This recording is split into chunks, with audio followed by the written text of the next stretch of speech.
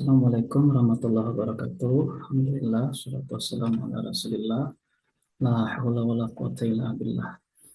Kita lanjutkan pembahasan kita tentang materi fikih. Pada hari yang telah lalu, kita membicarakan tentang hukum yang lima. Ada fardu, haram, sunnah, makruh, dan mubah. Dan ada beberapa hal yang berkaitan dengan hukum-hukum tersebut, seperti sebab, syarat, penghalang, dan ruksah. Kita ulangi sedikit tentang materi kita kemarin.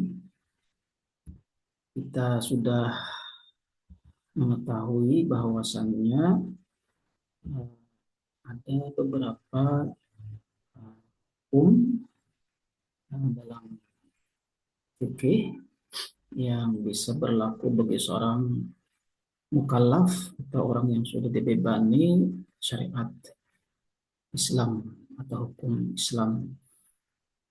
Adapun kemarin yang sempat kita bicarakan seperti contohnya, kita ulangi lagi, kita ambil misalnya seperti untuk ibadah puasa.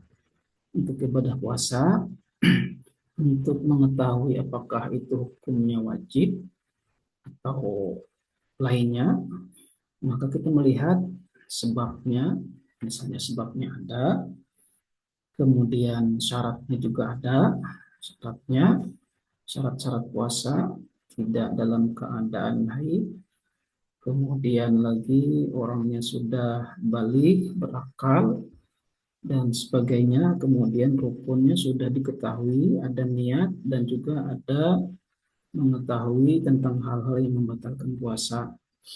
Dan penghalangnya ini misalnya kita buat tidak ada penghalangnya, karena sebagaimana yang kita bicarakan tempo hari, ini dimisalkan bagi seorang wanita yang sedang hamil, yang sedang hamil.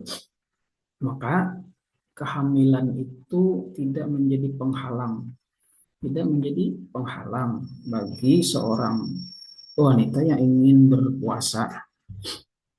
Tapi karena dia dalam keadaan hamil, maka ada kekhawatiran. Kekhawatiran ini eh, dikhawatirkan terjadi misalnya berbahaya bagi janinnya yang ada di dalam kandungan.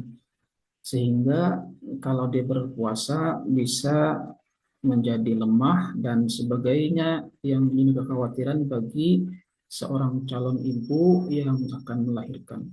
Tapi itu tadi bukan menjadi penghalang. Artinya penghalangnya sebenarnya tidak ada untuk dia melakukan puasa.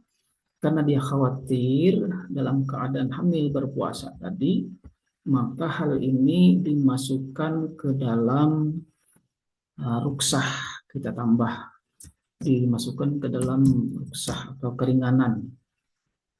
Sehingga ruksah ini dibuat menjadi ada. Ruksah ini karena dia hamil, ruksahnya ada. Sehingga puasa yang diwajibkan artinya kalau dilakukan akan berpahala, bila ditinggalkan akan mendapat sanksi berupa dosa. Hukum wajib bisa berubah menjadi boleh, sebagaimana yang kita bicarakan kemarin. Boleh ini bisa kita kenal kemarin dengan mubah. Artinya dia boleh tidak berpuasa karena ruksah, tetapi juga boleh baginya berpuasa. Boleh baginya berpuasa. Tetapi dengan kekhawatiran itu tadi bukan menjadi penghalang, karena penghalangnya di sini tidak ada, penghalangnya tidak ada, tapi ruksahnya ada, sehingga dia boleh meninggalkan puasa karena ada ruksah ini. Tetapi karena penghalangnya tidak ada, maka hukum wajib di sini pun secara tersembunyi masih berlaku. Karena penghalangnya sebenarnya tidak ada, tapi ruksahnya ada. Nah, apabila ruksahnya ini sudah tidak ada, misalnya dia hamil, kemudian melahirkan. Setelah melahirkan habis masa nifas, dia sudah tidak mempunyai keringanan lagi. Misalnya beberapa bulan melahirkan pada awal-awal bulan puasa misalnya, dan setelah itu mungkin masa nifasnya selesai di bulan puasa itu dan tidak ada ruksah, maka dia kembali hukumnya menjadi wajib puasanya, sah puasanya, dan hukumnya menjadi wajib. Disebut sah karena di sini tidak ada penghalang. Disebut wajib karena rusaknya sudah tidak ada, sehingga hukumnya kembali menjadi wajib. Jadi dia wajib mengganti puasanya yang di bulan Ramadan yang tidak sempat, kalau tidak sempat dilakukan di bulan Ramadan, diwajibkan bagi ibu tersebut berpuasa di bulan-bulan yang lain. Nah, demikian hal-hal semacam ini kita kenal dengan ilmu usul fikih. Jadi ilmu usul fikih ini adalah diputuskan oleh mereka-mereka yang benar-benar mengetahui usul atau sebab-sebab keluarnya suatu hukum. Adapun fikih itu adalah yang sudah kita terima. Jadi sudah ada ini sah, ini batal, ini wajib, ini sunnah, ini makruh, ini mubah. Itu sudah masak, sudah kita terima dari ulama-ulama usul fikih kita, dan yang sudah masak itu tadi dibahas dalam fikih. Karena itulah fikih itu membicarakan tentang syarat, kemudian tentang rukun, kemudian tentang penghalang. Penghalang ini bisa juga berarti dalam bentuk yang membatalkan puasa, yang membatalkan sholat, yang membatalkan ibadah-ibadah yang lain. Demikian, ini sebagai pengantar fikih supaya kita bisa memahami nanti hukum-hukum yang akan berlaku bagi seorang mukallaf. Dan selanjutnya kita akan membicarakan bab pertama tentang fikih, yaitu tentang taharah. Dan tentang taharah ini kita mengetahui bahwasannya ada beberapa macam taharah.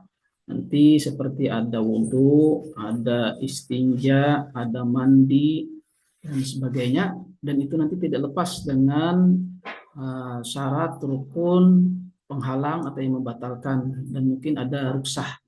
Nanti kita bicarakan tentang taharah ini, karena taharah ini adalah salah satu syarat nanti untuk melihat wudhunya itu apakah sah, apakah batal, dan sebagainya. Demikian juga dengan sholatnya, apakah sah, apakah batal, dilihat dari sebab, syarat, rukun, dan penghalang.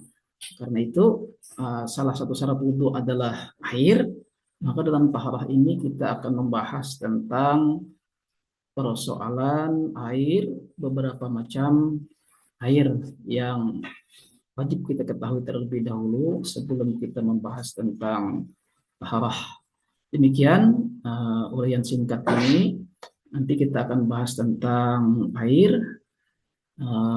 Materi ini sengaja kita buat singkat, dan apabila ada komentar silahkan ditulis di kolom komentar di bawah. Assalamualaikum warahmatullahi wabarakatuh.